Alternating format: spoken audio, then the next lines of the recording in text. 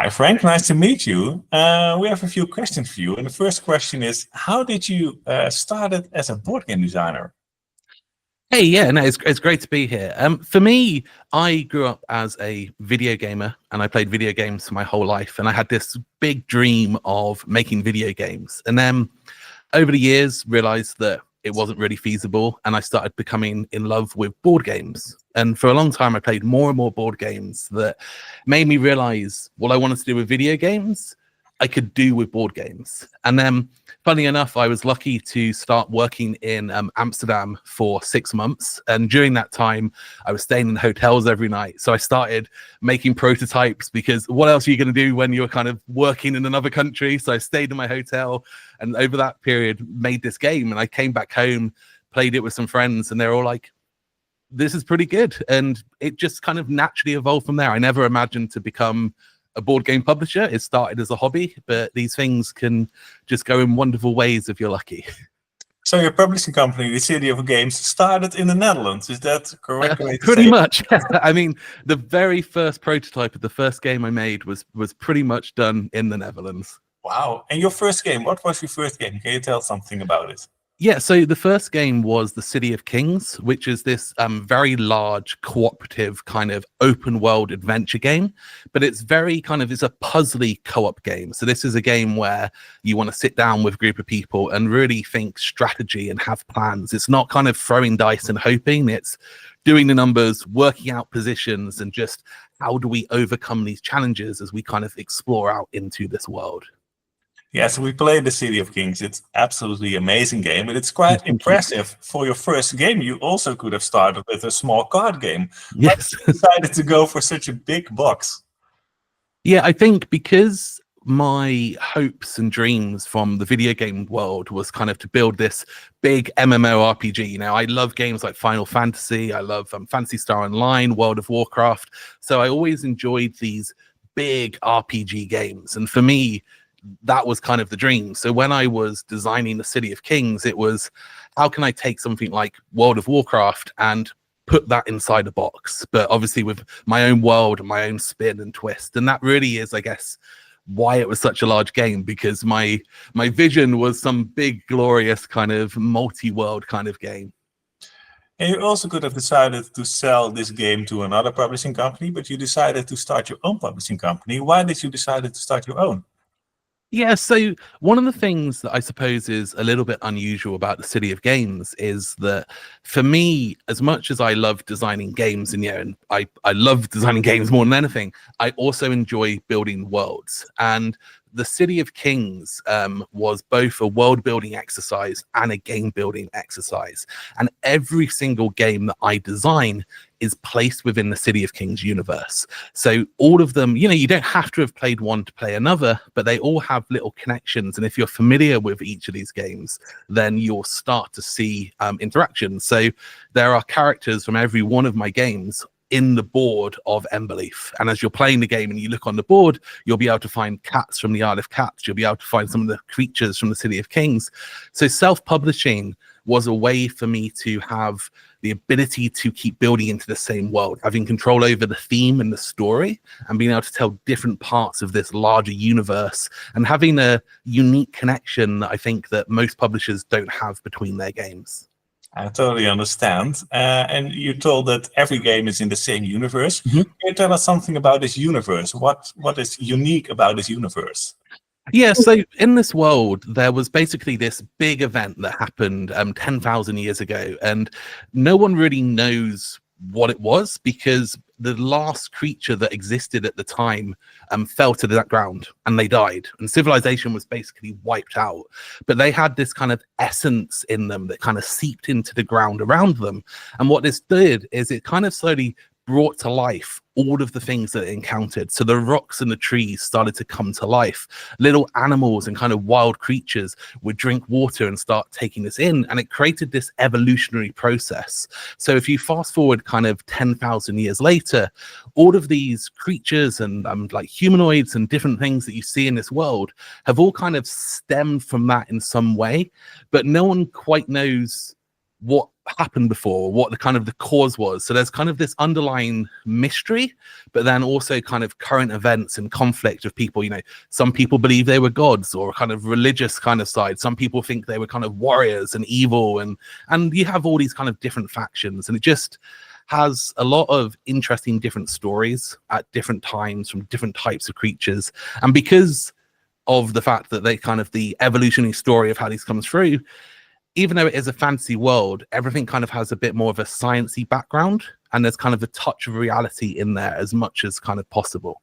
And you told that no one knows exactly what happened. Mm-hmm. But do you know what happens? Yes, I do. And it's one of those funny things, because there's a lot of things in each of my games that actually connect back. And one day, I guess there'll be like the big reveal, and everyone will be like, but that's that from that game, and that's that from that game, and so on. But I don't know when I want to do it, because, you know, it's too early. I might have to wait until I'm like 70 years old or something, because otherwise, like, what do I do next once I've done that? So, you know, it's the dilemma I always have for it. And I kind of like make the next game where I was like, is this the one where I tell the story, or no, we'll wait one more at least, you know? It's like the problem with Avengers Endgame. What do you do after that? But you've planned this for years. So how long did it take from the first sketches of the City of Kings to the final product? I mean, the City of Kings it's an interesting one, because I guess as there was never like, you know, a plan for it. It was very much my original dream was to have a copy of the game myself on my shelf. You know, if I could just pay to get my own copy printed, the idea of turning it into like a publishing business and offering it to other people grew over time. So the exact timelines are very spotty, but I would say that it was a good kind of like 2 to 3 years of working on that first game before it kind of reached Kickstarter, and then obviously another year or so before it started to actually reach people. So getting on for like 4 or 5 years in the kind of concept to delivery. But keep in mind that I'd been designing this game as a video game in my head for 10, 15 years prior to that. So it wasn't just a case of like, you know, we're starting from scratch. So in some ways you could say it took 20 years, but maybe I should just keep with like the 3 or 4. It's an impressive timeline. If we fast forward a bit in time, Emberleaf is your newest game, and this game is a co-production of a co-design, I have to say. That's quite different, I think, from designing by your own. What are the differences, and how did it start? Yeah, so this is one of those stories where it takes about 20 minutes to explain the story in a way that makes sense. So I'm going to try and like summarize it down as much as I can. But effectively, for quite a few years, I was playing around with this card system, which I refer to as card dancing, which is kind of the heart of what Emberleaf is. And I designed 5 or 6 different games with card dancing. And I really enjoy all of those games for different reasons. But I never felt like any of them was the right first game to release, because the challenge with card dancing is you can have much more simplified versions than that are in Emberleaf, and you can have much more complex versions, and finding the right introductory step to make it enough but not too much was challenging. At the same time, for 10 years nearly, I had a friend who I'd met when my first ever convention with the City of Kings like 10 years ago. This guy, James, had a table there with his game. And he was doing this alongside his full-time job. So he's taking a much kind of slower pace. And he kind of was struggling because the game was good. It was enjoyable, but it felt like it was missing something. You know, it didn't have that kind of magic selling point that could kind of just get it over the line. And he launched it onto Kickstarter, and unfortunately he didn't manage to fund with it and kind of struggled. And you know, he was going to kind of give up on it. And one day I kind of said to him, well, what if we take like some of the core concepts from your game and take this system that I've been working on, and let's see if we can put them together. So I kind of said, you know, give me a week. And literally it was a week, and I went off and built this new prototype of kind of what I saw of his game, what I saw of like this system.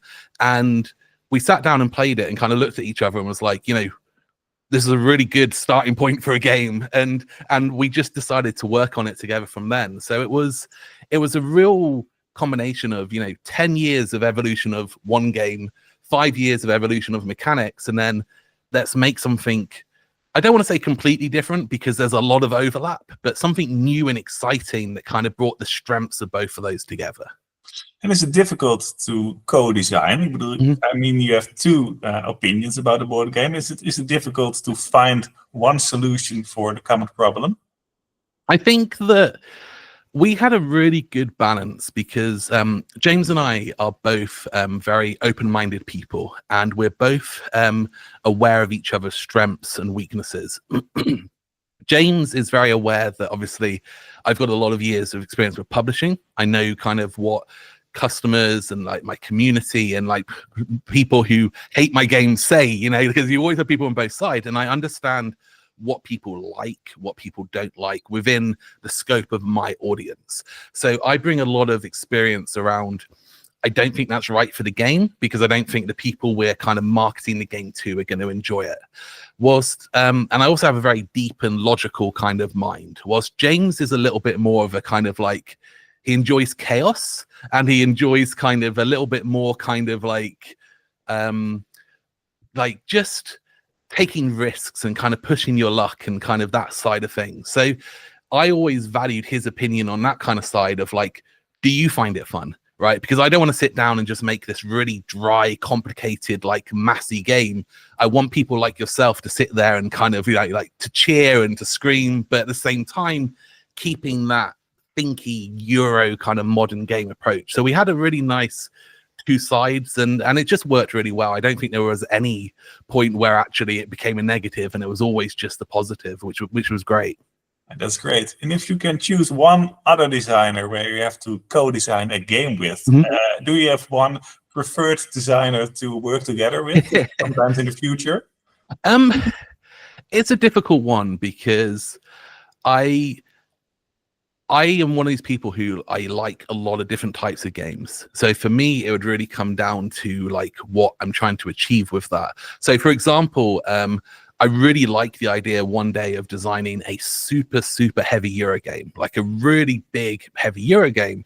And logically, if I was to do something like that, maybe I should work with someone like Vital Sada because I love their games. And obviously, my challenge is that my core audience, as far as I know, don't really want that kind of game. And working with someone like him who has that audience kind of makes it more feasible. And obviously, he has a lot of experience and knowledge. So I feel like that would be fantastic. But then if I wanted to do a more lighter kind of game than maybe someone like Jamie Stegmaier, because I'm a big fan of a lot of his games and stuff, but it would depend on like my mood at the time. I think it probably changes quite often. I would buy those games. A co-design with Jamie Stegmaier or Vital that would be great. And what are your plans for the future? Do you have any plans with Emberleaf, or are there any other projects you're working on? Yeah, no, absolutely. I am always working on games. And one of the things that's great for having this universe like the City of Kings is that everything can just be completely bizarre and crazy or normal. And it doesn't matter what I kind of want. I can work from, here's a cool idea. What could that work for in a world? Or, you know, here's a world idea, how I could turn that into a game. So I'm constantly playing around. You know, I have this ninja kind of style stealth race that of humanoid cat creatures called the Sakura who live in the desert, and I always think, wouldn't it be really cool to do a racing game where they're jumping through the canyons and kind of, you know, Mario Kart-esque, but they're climbing over things and jumping. And then I have this humanoid penguin race called the Ockle, and they their home was kind of destroyed in this great war, and it's like, wouldn't it be really cool to build a like modern day civilization game, but where you're building it in kind of like an ice kingdom and everything's kind of built from ice, like technology and stuff. So then I kind of sit there and think, you know, I'd like to do a 4X game, I'd like to do a little party game, and it just comes down to each time I release a game, I wait to see the reactions to that game. I like to see what people like about it, if people don't like things about it, how well the game does, what people say they want to kind of see next. And that then triggers the kind of like, I think this is the right game to like continue on next. And in terms of Emberleaf itself, the same for kind of new content and expansions. I'm one of these people who I don't think it makes sense for me to design an expansion like already for Emberleaf to sell next month or to announce next month, because the core content I wanted has already been released. and I don't know how it's going to be perceived. I don't know what people want more of. I don't know what people kind of enjoy or feel like is missing.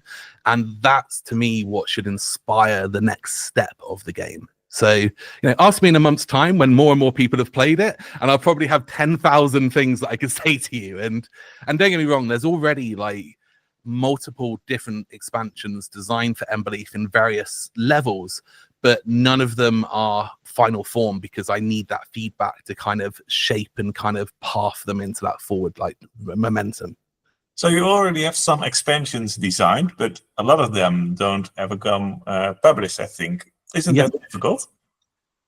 It is, but the thing for me is, I mean, to put that clearly, I have several expansions designed for like most of my games, which I haven't published, but I also have full games that I haven't published. So I actually have one game, which is just behind the camera on my shelf because I have it in my collection, where all the artwork's done, the miniatures are done, all the sculpting's done. Like you can sit down and play it, and it is a full-blown, finished, large box game, but I never published it because I felt like it wasn't quite at the level that I wanted for my games. So for me, I spend as much time designing and creating things that don't get past the doors of my house as I do things for publishing, because I'm not a throw stuff at a wall and just hope it sticks kind of person. My philosophy has always been, if I'm stood in the room and I'm looking you in the eyes, can I truly tell you that I think that this game or this expansion is as good as it should be and could be for what it's trying to achieve